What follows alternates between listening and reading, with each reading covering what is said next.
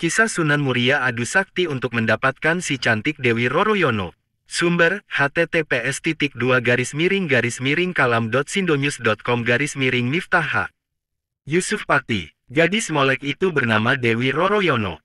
Kini, putri Sunan Ngerang ini sudah menginjak usia 20 tahun. Sang ayah memiliki niat merayakan ulang tahun putrinya itu. Sunan Ngerang bukan orang sembarangan. Beliau adalah guru orang-orang penting pada zamannya. Para muridnya antara lain Sunan Kudus, Sunan Muria, Adipati Pathakwarak, Kapa dan adiknya Gentiri. Kisah dan ajaran Wali Sangakarya Lawrence Rashidi menceritakan bahwa Sunan Ngerang adalah seorang ulama yang disegani masyarakat karena ketinggian ilmunya. Beliau tinggal di Juwana. Sunan Ngerang mengundang murid-muridnya untuk syukuran 20 tahun putrinya itu. Selain murid, tetangga dekat juga diundang, demikian pula sanak kadang yang dari jauh. Setelah tamu berkumpul, Dewi Roroyono dan adiknya yaitu Dewi Roro Pujiwati keluar menghidangkan makanan dan minuman. Keduanya adalah dara-dara yang cantik rupawan. Terutama Dewi Roroyono yang berusia 20 tahun, bagaikan bunga yang sedang mekar-mekarnya. Bagi Sunan Kudus dan Sunan Muria yang sudah berbekal ilmu agama dapat menahan pandangan matanya sehingga tidak terseret oleh godaan setan.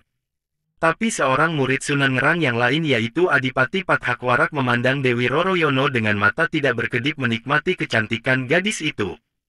Sewaktu menjadi cantrik atau murid Sunan Ngerang, yaitu ketika Pathakwarak belum menjadi adipati, Roroyono masih kecil, belum nampak benar kecantikannya yang memesona. Sekarang, gadis itu benar-benar membuat Adipati Pathakwarak tergila-gila.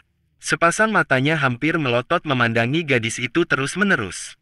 Karena dibakar birahi yang menyala, Pathakwarak tidak bisa menahan dirinya. Dia menggoda Roroyono dengan ucapan-ucapan yang tidak pantas. Lelaki mulai bertindak kurang ajar. Jelas saja Dewi Roroyono merasa malu sekali, lebih-lebih ketika lelaki itu berlaku kurang ajar dengan memegangi bagian-bagian tubuhnya yang tak pantas. Disentuh.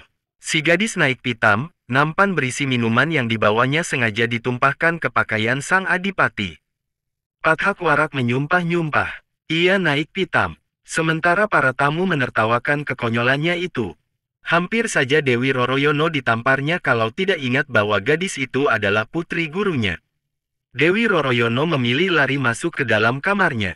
Gadis itu menangis sejadi-jadinya karena dipermalukan oleh Pathakwarak. Malam hari tamu-tamu dari dekat sudah pulang ke tempatnya masing-masing. Tamu dari jauh terpaksa menginap di rumah Sunan Ngerang. Mereka yang menginap itu termasuk Pathakwarak dan Sunan Muria. Pathakwarak memiliki niat tak terpuji. Lelaki yang sudah dibakar nafsunya itu tak dapat memejamkan mata kendati malam telah larut. Pathakwarak kemudian bangkit dari tidurnya mengendap-endap ke kamar Dewi Roroyono. Gadis itu disirapnya sehingga tak sadarkan diri. Kemudian melalui genteng Pathakwarak melorot turun dan membawa lari gadis itu melalui jendela. Dewi Roroyono dibawa lari ke Mandalika, wilayah Keling, Jepara. Setelah Sunan Ngerang mengetahui bahwa putrinya diculik oleh Pathakwarak, maka beliau berikrar siapa saja yang berhasil membawa putrinya itu bila perempuan akan dijadikan saudara Dewi Roroyono. Bila lelaki akan dinikahkan dengannya.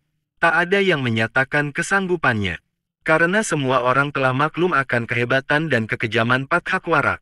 Hanya Sunan Muria yang bersedia memenuhi harapan Sunan Ngerang. Saya akan berusaha mengambil Diajeng Roroyono dari tangan Pathakwarak, ujar Sunan Muria menyatakan kesanggupannya. Maka berangkatlah Sunan Muria ke Keling. Hanya saja, di tengah perjalanan Sunan Muria bertemu dengan Kapa dan Gentiri, adik seperguruan yang lebih dahulu pulang sebelum acara syukuran berakhir. "Mengapa Kakang tampak tergesa-gesa?" tanya Kapa, merasa heran melihat Sunan Muria berlari cepat menuju arah Keling.